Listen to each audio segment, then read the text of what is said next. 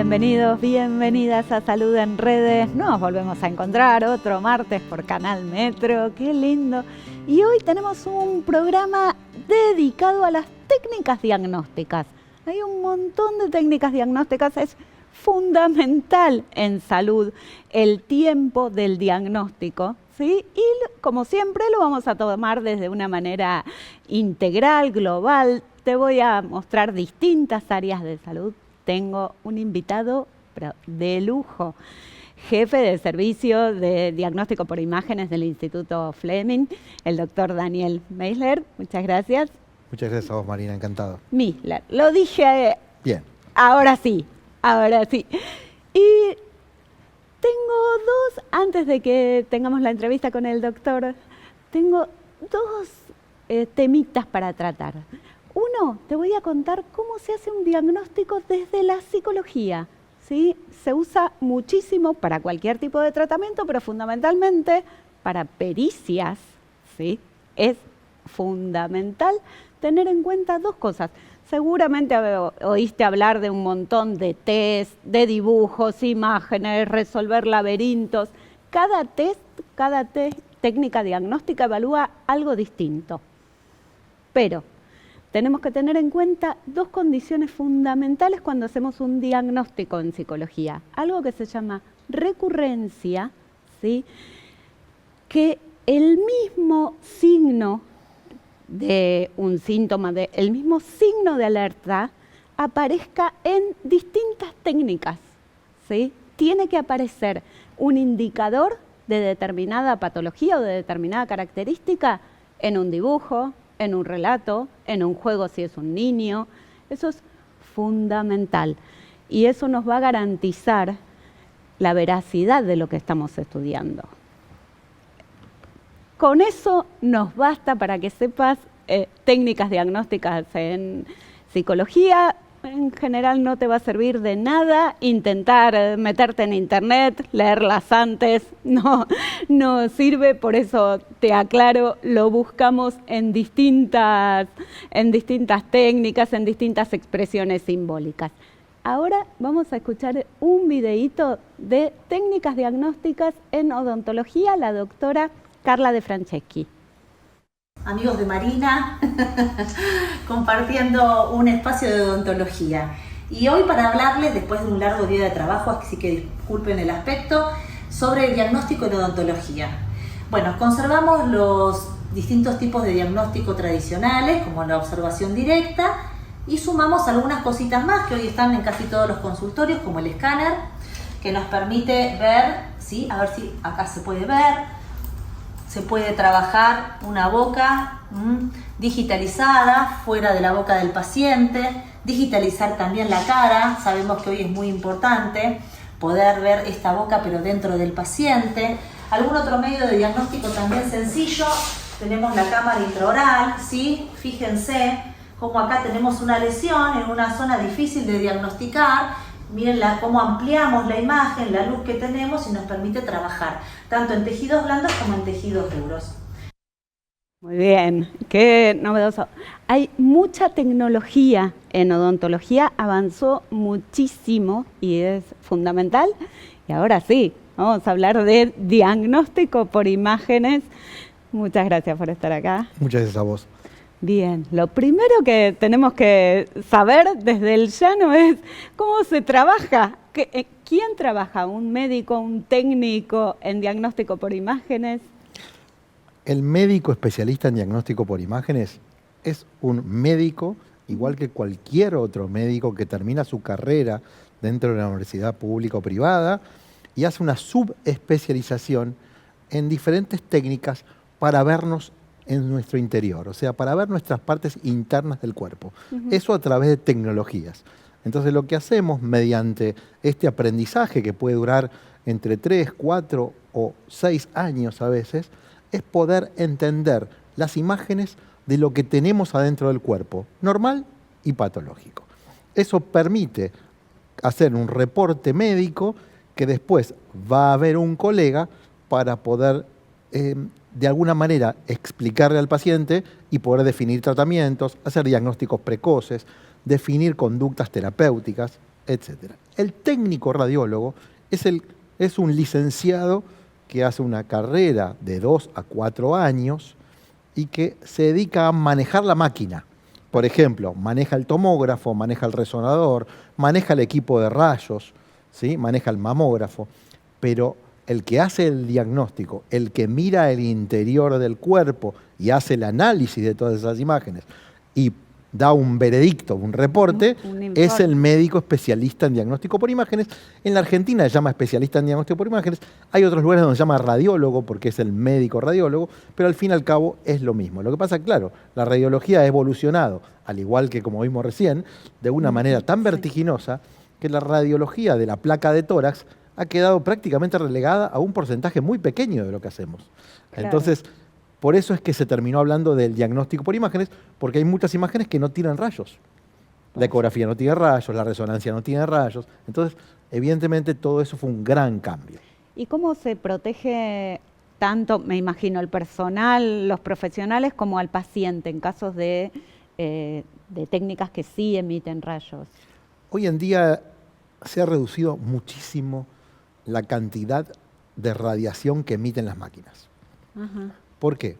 Porque anteriormente no existía toda la evolución digital. Entonces hoy con mucho menos dosis, ¿sí? La parte digital entiende cuáles son las diferentes ondas y las puede de alguna manera ampliar, con lo cual con muy poquita dosis producimos mejores imágenes que las que producíamos antes. Por lo tanto, hoy en lo convencional, radiología casi no tiene dosis significativa. Obviamente no estamos para sacarnos placas todo el día. Sí. Y lo más importante siempre es el riesgo-beneficio. Si yo quiero hacerme una tomografía computada todos los meses para ver cómo estoy, obviamente va a ser más el riesgo que el beneficio. Pero si yo necesito una tomografía para poder saber si tengo algo o no tengo nada, el beneficio es tan grande que el riesgo es mínimo. Bueno. Entonces, siempre hay que manejar eso. ¿No? Tengan en cuenta que cuando tomamos sol también estamos expuestos a radiaciones y cuando subimos a un avión también estamos expuestos a radiaciones y nadie lo mira. O sea, nadie dice qué dosis de radiación hemos absorbido. Cada vez más se trata de tener una historia de dosimetría, o sea, una historia de exposición a radiaciones, para saber si estás dentro del rango de lo que es tolerable sin ningún inconveniente o uno se sale de ese rango. Eso cada vez va tomando más control. Perfecto. Y eso me imagino que debe ser fundamental medirlo para los profesionales que trabajen. No para los profesionales, ¿no? La medicina es por paciente. Mira. Cuando uno termina un estudio, te puede aparecer la dosis que fue absorbida. Para el médico que hace estos estudios, hoy la radiación es prácticamente nula o mínima, porque no hay exposición a alguien que está trabajando a 2 metros de distancia o 3 metros de distancia, porque la colimación es tan exacta, muy puntual, que es muy poco lo que se dispersa de radiación. Cuando yo estudiaba, sí había mucha radiación. Hoy nosotros tenemos lo que se llaman dosímetros, que nos ponemos, no sé si ven que a veces hay una cosa roja con un punto blanco, con un redondel blanco, eso es nuestro dosímetro, eso nos dice cuánta radiación estamos absorbiendo mientras trabajamos. Y salvo estudios específicamente que emiten radiación, como los estudios de hemodinamia para cardiovascular o para terapéutica, o estudios de tubo digestivo, que necesitamos un equipo con circuito cerrado de TV y radiación, la radiación que tiene un radiólogo hoy es casi nula. Pero tenemos esta protección que si en algún momento aparece radiación, nos avisa y podemos ver qué está pasando. Perfecto, qué bueno. Y volviendo al centrarnos en el diagnóstico, ¿sí? Recién mencionabas que podemos encontrar tipo preventivamente, como si fuera un hallazgo, alguien se hace una mamografía de control y encuentra algo. Pueden aparecer, no sé, me imagino en una ecografía por dolor abdominal puede aparecer un cálculo renal, como que no lo estemos buscando. ¿Cuáles son los diagnósticos o las cosas que aparecen? Hoy lo que intentamos es llegar a encontrar enfermedades potencialmente curables. Para lograr encontrar lesiones potencialmente curables, las tenemos que encontrar muy chiquitas.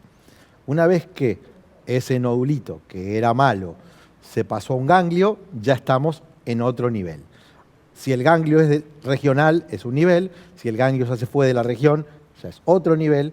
Y si aparte alguna célula pasó a otra parte del cuerpo, estamos en otro nivel. Entonces uno trata de encontrarlo cuando está en el órgano.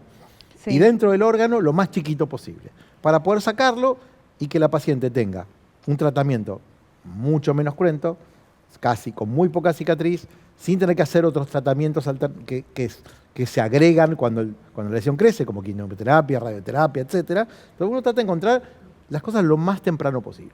Hay algunos tumores prevalentes, que significa que tenemos muchos pacientes con eso. Entonces tratamos de hacer los registros para poder encontrarlos lo antes posible, que son más que nada el cáncer de mama, el cáncer de pulmón y el cáncer de tubo digestivo, colon. Y ahí es donde tratamos de focalizar la prevención. Entonces, si un paciente fuma y fumas muchos cigarrillos por día y es grande, bueno, tendrá que encarar a un diagnóstico precoz para encontrar un nódulito que pueda ser malo. Si una mujer está en sus 40, 50 y tiene un antecedente familiar, habrá que tener más cuidado que una que no lo tiene, aunque también tiene riesgo. Entonces hay que medir el riesgo que tiene cada uno. Si tuviste antecedentes de pólipos en el colon, obviamente vas a tener más riesgo, tenés que hacerte más estudios, pero también a partir de cierta edad el chequeo del tubo digestivo también está sumamente recomendado. Porque, por lo que dijimos antes, riesgo-beneficio.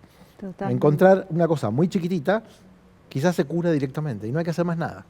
Entonces, vale la pena hacer la prevención en este tipo, por lo menos en estos 3 grandes grupos, o si el paciente tiene un antecedente de algo importante, también saber que a esa persona tenemos que seguirla más de cerca. ¿Y se puede intervenir en el momento? Digamos que uno encuentra, no sé, me imagino una colonoscopía, En una colonoscopía, si uno encuentra un pólipo dudoso, lo biopsia y quizás es la curación definitiva. Extraerlo, Sí. Analizarlo. Puede ser que sea definitiva, puede ser que haya que ir a hacer otra intervención, pero en general cuando es algo muy precoz, es una cirugía muy, dentro de todo, muy bien tolerada y que el paciente se recupere rápidamente. Perfecto. Y pregunto desde el total desconocimiento. Entiendo que los técnicos son los que operan las máquinas. ¿Y todo el tiempo hay un médico haciendo diagnóstico? Porque me imagino que el diagnóstico está en vivo, en el momento. Lo están viendo. Es una muy buena pregunta. Lo ideal es que el estudio debería estar supervisado por un médico especialista en diagnóstico por imágenes que pueda estar primero planificando qué tipo de estudio voy a hacer, cómo lo voy a hacer, qué voy a buscar. Claro. Que no tiene que estar al lado del paciente, puede estar un monitor a media cuadra o a 20 kilómetros o a 1000 kilómetros. Sí, pero de alguna manera debería haber un colega que sepa por qué vino el paciente, cuál es el motivo del estudio, o por lo menos tenerlo bastante tabulado para que el técnico también pueda definir con las directivas que le dio el profesional qué hacemos en cada uno de los casos. Entonces es muy buena la pregunta. No ocurre siempre, es lo ideal. Pero bueno, lo posible a veces no se logra siempre, pero en general sí el médico debería estar por lo menos alrededor de cada caso para poder definirlo. ¿Qué pasa? Hoy en día tenemos estudios que tienen muchísimas imágenes, entonces no se pueden analizar en el momento. Entonces la realidad es que yo no puedo saber en el momento qué tiene el paciente. Por eso es que el reporte tarda en hacerse. Yo puedo tener 3000 imágenes para analizar y no las voy a poder analizar en 10 minutos cuando el paciente ya se fue. Entonces, por eso también no todos los estudios se pueden informar muy rápido. Una placa de tórax se puede informar muy rápido, pero una resonancia magnética va a tardar porque hay que mirar un montón de secuencias, un montón de planos y hay que tener información de 2 tipos, una información de la anatomía y de la función, que también lo tiene el PET. Entonces, esas cosas hacen que no se pueda tener un diagnóstico en el momento. Bien. ¿Y cómo? A ver, entiendo que cada técnica debe tener debe buscar algo distinto y una indicación distinta, ¿no? No sé, zonas blandas, huesos, ver cómo se decide o qué pide un médico para indicar una tomografía o una resonancia, un PET. El médico que hace un pedido médico debería, en principio, saber para qué pide el estudio. ¿Qué respuesta espero obtener? Yo pido algo porque quiero saber esto. ¿Qué estoy buscando? ¿Qué estoy buscando? ¿Estoy buscando qué? Como dijiste vos, estoy buscando en el hueso, estoy buscando en el tejido blando, estoy buscando un desgarro, estoy buscando un tumor, estoy buscando una enfermedad diseminada del colágeno, de lo que sea. Entonces, para eso uno tiene que ahí definir qué estudio tiene que pedir. Y es la respuesta que yo voy a tener. Entonces, el médico, con su saber y entender, tiene que definir. No es que va a pedir todo para todos los pacientes. Hay un montón, cada vez hay más técnicas, entonces cada vez es más difícil. No es que hace 80 años atrás, 70 años atrás, yo pedía placas de tórax, no había otra cosa para pedir. Y hace 50 años puede ser placas de huesos. Sí. Pero hoy ya no es así. Hoy tengo un abanico de opciones en el diagnóstico que un médico tiene que saber para qué lo estoy pidiendo y qué quiero obtener respuesta. Bárbaro. Y en el caso de los diagnósticos, recién hablábamos, antes fuera de cámara, hablábamos de si ustedes como médicos que hacen la evaluación tienen el diagnóstico y saben lo que está pasando. Y muchas veces los mismos pacientes preguntan, ¿qué viste? ¿Qué tengo? ¿No? Y en general, ¿quién da el diagnóstico o el Bueno, o el hay un tema informe? cultural que tiene que ver con cómo se gesta la medicina en cada uno de los países. En nuestro ámbito, y te diría que en toda Latinoamérica, es muy común que el médico radiólogo no dé el diagnóstico. Por ejemplo, yo hago una biopsia de mama, tengo el resultado, y que es bueno o malo, y yo no llamo a la paciente, la cito y le digo el resultado. Eso como en nuestro país, y en este momento no está bien visto en el contexto del grupo médico e incluso a veces del paciente. El paciente a veces no quiere saber, quiere que el médico de cabecera, porque tiene empatía, porque lo quiere, porque generó un vínculo, sea el que le diga el diagnóstico. Por eso el médico radiólogo empieza a salir de los monitores, empieza a salir de estar encerrado en un cuarto oscuro mirando cosas, ya trata de tener más empatía con el paciente, de colaborar con él, de ayudarlo, en un entorno multidisciplinario, o sea, donde todos trabajamos por el bien del paciente. Como digo yo siempre, somos todos los que auscultamos al paciente, aunque uno solo es el que está hablando con él. Entonces, de alguna manera tenemos contacto, a veces mucho más en algunos casos que en otros, depende en qué área uno se dedique. Yo que me dedico a la mujer y especialmente a mama, tengo mucho más contacto con las mujeres y con mis pacientes que aquel que informa un PET, por ejemplo. Claro. Casi no ve al paciente. Entonces, yo pienso que va a ir cambiando un poco, pero en otras culturas, en Estados Unidos, por ejemplo, el médico radiólogo llama a la paciente que tiene el resultado y le dice, se sienta así como me estoy sentando con vos y le dice, te quiero avisar que esto dio mal y que dio tal cosa y que te voy a derivar a tal médico para que te vea lo que pasa. Son culturas distintas, no significa ni que esté bien ni que esté mal, pero nosotros estamos ahí en el medio. Yo, en general, cuando el paciente me pregunta, yo trato de darle una respuesta, porque me pregunta, porque sé que quiere una respuesta. Totalmente. A veces es difícil. Y porque aparte sos la persona autorizada. Yo pienso, yo que soy de las que pregunto, entiendo que quien está haciendo el estudio es quien va a hacer el informe, quien lo va a analizar, quien tiene la experiencia en esta herramienta en particular y quien tiene la capacidad de hacer el diagnóstico. De última, a mi médico de cabecera le llegará por una interconsulta o por un informe escrito. Pero... Tal cual. Cada vez más tenemos consultas de pacientes que quieren hablar con el médico que hizo el informe para que le expliquemos, para que le contemos de qué se trató, que se lo pasemos a un idioma que la paciente logre entender de qué estamos hablando. Exacto. Cada vez es más, pero es un cambio de paradigma, no se construye de un día para el otro. Y también depende de los radiólogos. Yo trabajo en un entorno multidisciplinario con colegas que nos consultamos todo el tiempo, los pacientes nos conocen muchísimo porque estamos siempre con ellos. Entonces, en ese entorno es más sencillo que el médico especialista tome contacto con el paciente. Pero es un beneficio para el paciente. Totalmente. Sí, justamente en eso me quería como meter. Creo que es paradigmático el Instituto Fleming en el trabajo interdisciplinario y multidisciplinario desde las dos ópticas, ¿no? Desde los profesionales y también desde los pacientes, porque quien va sabe que hay todo un equipo y trabajando en equipo, y eso es fundamental. Sí. Me imagino que, no sé, el lugar de quien hace diagnóstico y diagnóstico por imágenes, sobre todo en un lugar como el Instituto Fleming, debe ser central. Mira, ¿no? Nosotros tenemos comités de varias subespecialidades dentro de la oncología, por ejemplo, ¿no? Unos se dedican a genitourinario, otros hacen mama, otros hacen tubo digestivo, otros hacen melanomas, etcétera. Hay urológicos, próstata, o sea, hay un montón de comités. Sí, Siempre hay un especialista en imágenes en cada uno de esos comités. perfecto. Tórax. O sea, entonces hay alguien de nuestro grupo que se dedicó a la subespecialidad dentro del diagnóstico por imágenes para poder, de alguna manera, llegar a trabajar de igual a igual con el especialista en cada una de esas áreas y poder, entre todos, definir el mejor diagnóstico y el mejor tratamiento para el paciente. Perfecto, y eso la gente lo recibe y se nota y se siente.